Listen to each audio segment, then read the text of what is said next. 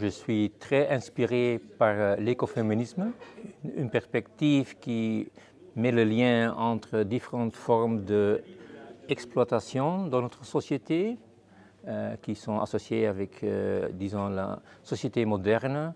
Ce n'est pas seulement une hiérarchie des gens au-dessus de la nature, mais aussi l'homme au-dessus des femmes, des gens blancs au-dessus des gens de couleur.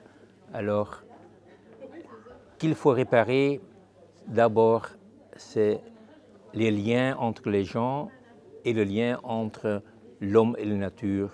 Et je ne dis pas ça pour ne pas vouloir répondre concret, mais je pense vraiment, et ça, les sciences des systèmes complexes nous disent, si tu veux changer un système, il faut changer le but et il faut changer les relations entre les éléments. On dit toujours, on parle de ce qu'on voit, mais ce n'est pas vrai. On voit de ce qu'on parle. Alors si on se voit comme pas isolé, mais disons connecté avec les autres, si on prend conscience que les gens sont partie du toile du vivant, avec cette autre perspective, on va traiter les gens, la nature et les choses toute une autre façon.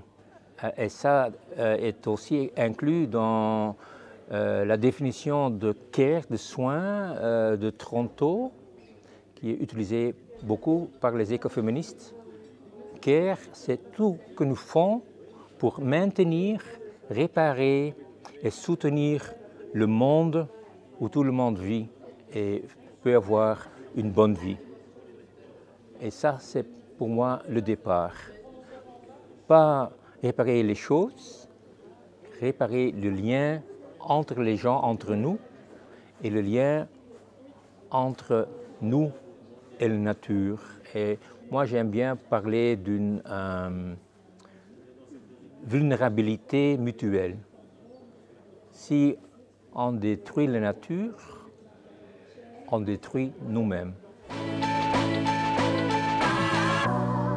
Bon, je pense que ce qui était vraiment un grand problème aujourd'hui, c'est que les enjeux climatiques et les décisions sont séparés des questions sociales. Et après, on se rend compte que ce qu'on propose pour des propositions climatiques, ce n'est pas bien pour les gens avec peu d'argent. Alors, on introduit une logique de compensation. L'Europe dit il faut une Just Transition Fund, ou il faut Social Climate Fund, pour justement réparer tout qu'on veut introduire au niveau climatique. Alors, moi, c'est essentiel qu'il faut créer des changements, des institutions qui, à la même fois, réalisent les défis écologiques et sociaux. Et pour moi, le concept du Universal Basic Services, les services universels, c'est clé. Disons, la mobilité. Si on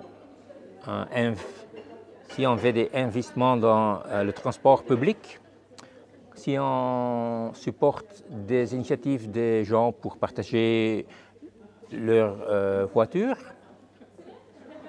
on réorganise le domaine de mobilité qui est plus durable, et aussi les gens pauvres qui n'ont pas de voiture vont en profiter.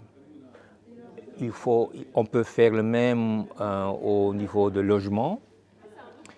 Il faut investir beaucoup pour des logements pour les gens avec peu d'argent, mais des logements énergiques.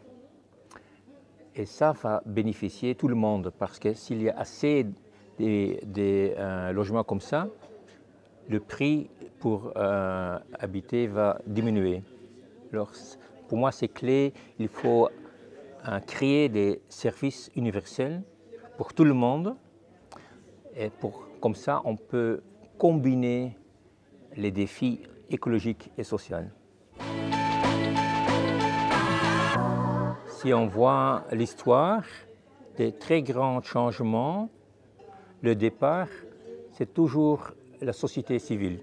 Chez nous, les unions, mais aussi aux États-Unis, avec Martin Luther King, je pense d'abord il faut du mouvement, des protestations dans la rue, et après, je pense, avec ce support, le politique peut changer des choses. Et je pense que c'est vraiment important pour les partis verts de rester en contact avec les groupes en société, aussi des groupes comme Extinction Rebellion, comme Black Lives Matter. Il faut vraiment, je pense, travailler avec, moi je les appelle les nouveaux mouvements émancipatrices, mais il faut les rendre ensemble. Mais je ne crois pas que seulement des gens dans le Parlement, s'il n'y a pas, disons, des choses qui bougent dans la société, ça ne marche pas. Alors, pour les partis verts, c'est toujours investir en deux domaines, le Parlement et la rue.